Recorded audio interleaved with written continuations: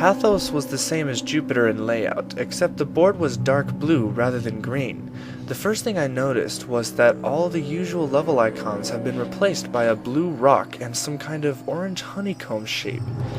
There was one icon that had been a part of the jungle icon shape, but I didn't pay much attention to it.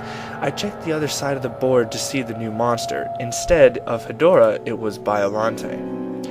But that couldn't have been right. Godzilla vs. Biollante didn't come out till 1989, and this game was made in 1988. Perhaps Toho put Biollante in the game to build excitement for the next year, but changed their minds. I tried to rationalize the game's abnormalities any way I could, but this would prove to be futile. Pathos' map song was the first new song I heard in the game. Like most of the new songs, it was hard to describe. I'll try. It started out slow and suspenseful, much slower than any song in the game, but every 12 seconds or so there would be a loud clashing sound, and the tempo changed. It was like the composer randomly played parts from 5 different songs with the same instruments. I moved Godzilla over to one of the many blue rocks icons that had been replaced by the jungle icons and started the level. The level resembled a blue mountain range with a blood-red planet in the sky. But there was something odd about the mountains. They had a shredded paper look to them. I thought at first maybe the glitch had affected it, but it looked too far intentional. I quickly noticed something else about this level. There were no enemies. Not at all. Not even any obstacles. I should also mention that this was where the point where the meteor started to become glitched beyond comprehension. But it didn't bother me much. I never kept up with game points. So without having to focus on anything, I listened to the music while walking through the level unopposed. The music had a sorrowful feel to it. It would have been rather pleasant had I heard it in the normal game. The level went on for 3 screens, but with no obstacles around, I finished it very quickly. I tried other levels of the same type to see if any enemies appeared, but there were none. There were little else to be seen in the Blue Mountains, so I tried the other level type. I started one of the orange levels, and my eyes were assaulted with a grotesque background of tumorous orange eyes.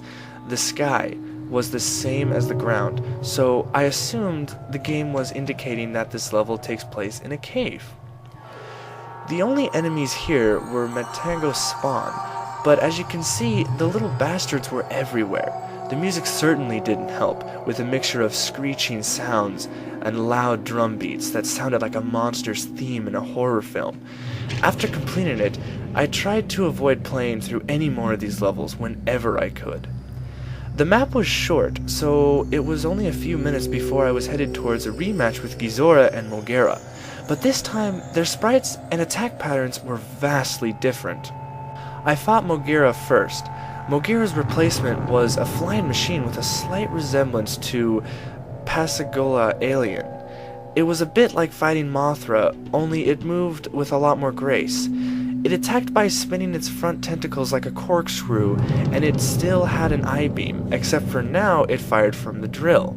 This lengthy aberration had replaced Ghidorah, and the new beast was more of a challenge. It would run and jump at a fast pace, constantly swinging its arms around, making it hard to get close.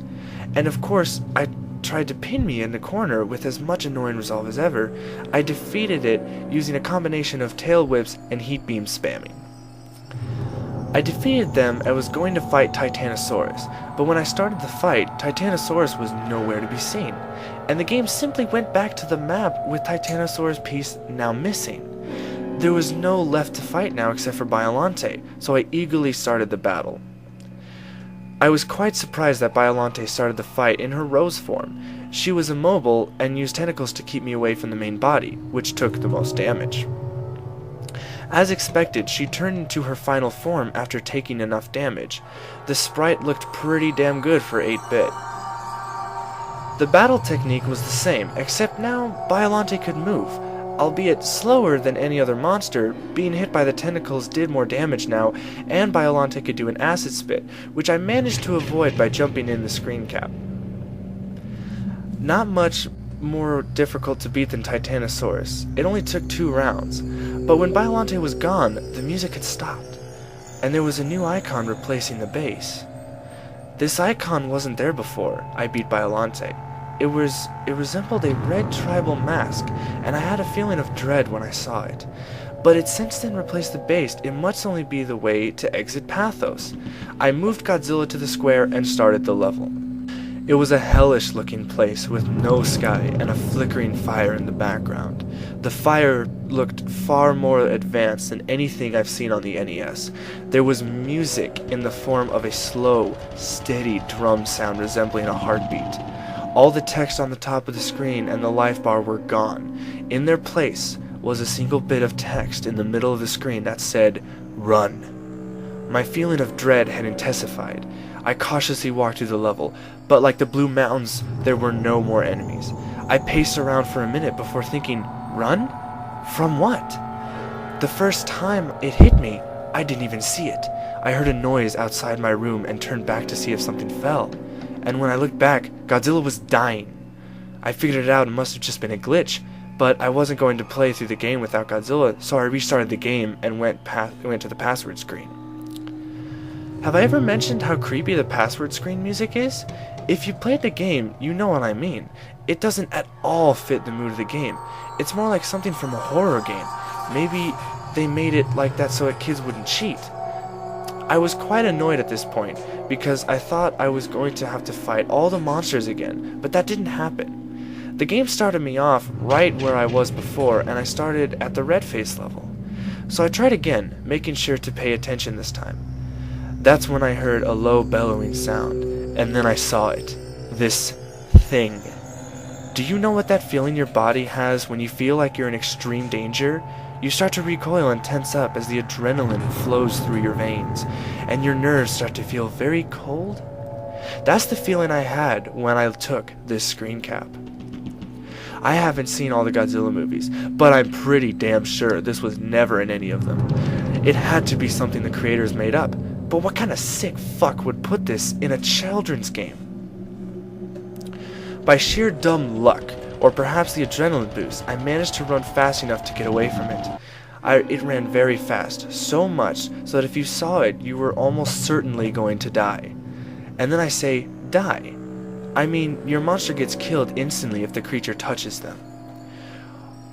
Once I had gone back to the map, I was so afraid that I was extremely tempted to shut the game off and try to pretend this never happened.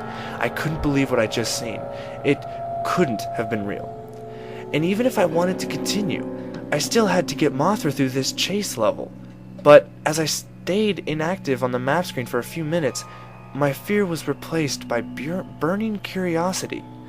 What the hell just happened? What was the rest of the game like? I only had to beat this level with Mothra, and then it was on to the next world. But when I moved Mothra to the red face, the game registered at me as beating the level. I was quite relieved. I tried to prepare myself for the next world. Trance.